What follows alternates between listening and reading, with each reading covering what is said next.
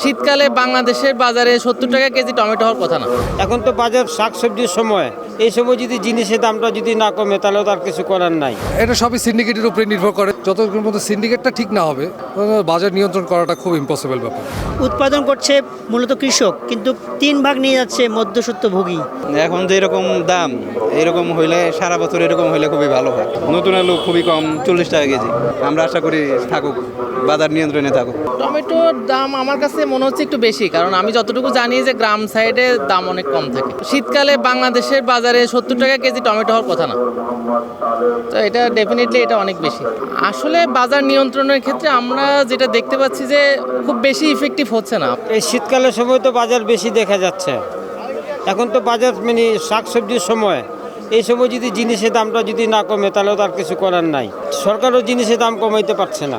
দাম তো সবাই বলে সিন্ডিকেট তো আছে। এই যে এখন শীতের সময় এটা তো 10 টাকা আটি হওয়া দরকার, এখন 30 টাকা 2 আটি।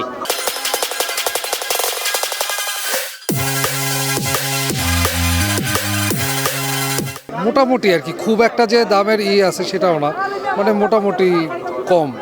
গত সপ্তাহের থেকে গত 2-3 সপ্তাহ থেকে একটু কম দেখছি। এটা সবই সিন্ডিকেটের উপরে নির্ভর করে। সিন্ডিকেটের উপরে, যেহেতু আপনারা তো জানেন যে সিন্ডিকেটটা বিশাল একটা জোর নিয়ে আছে আর কি। এই সিন্ডিকেটটা আসলে যতক্ষণ পর্যন্ত সিন্ডিকেটটা ঠিক না হবে বাজার নিয়ন্ত্রণ করাটা খুব ইম্পসিবল ব্যাপার। কৃষকদের তো আসলে মূলত দেখা উচিত আমাদের।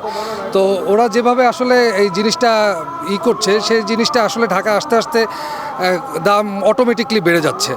সো এটা আসলে আমরা যদি সিন্ডিকেটটা আসলে ঠিকমতো নিয়ন্ত্রণ না করতে পারি তাহলে এটা আসলে ইম্পসিবল ব্যাপার। এটা চলতেই থাকবে, প্রতিনিয়ত চলতেই থাকবে এটা।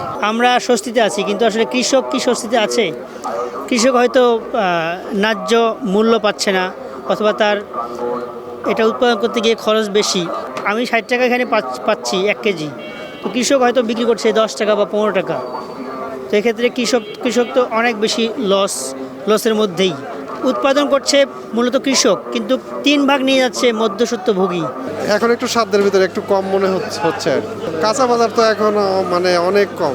মাছের বাজার মোটামুটি এখন আগের চেয়ে তুলনামূলক একটু কম। আমাদের দেশের বাজার ব্যবস্থা তো বহুমাত্রিক, এটা আসলে নিয়ন্ত্রণ করা খুব কষ্টের। যে চাহিদা এবং যোগানের উপরে ডিপেন্ড করে আসলে বাজার মূল্য কীরকম হবে। আমি মনে করি যে এটা নিয়ন্ত্রণ করা খুবই কঠিন।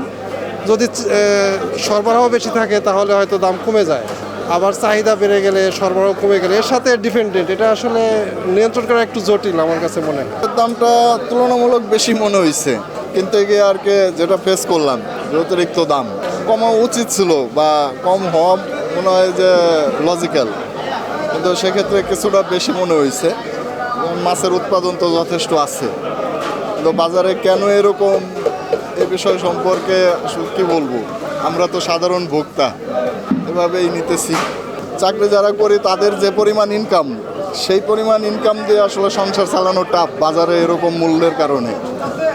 কাঁচা তরকারির বাজারেও হিউজ মূল্য। শীতের সিজনে যেটা সবজির দাম অনেক কম আশা করতেছিলাম, কিন্তু চড়া দামে বিক্রি হইতেছে।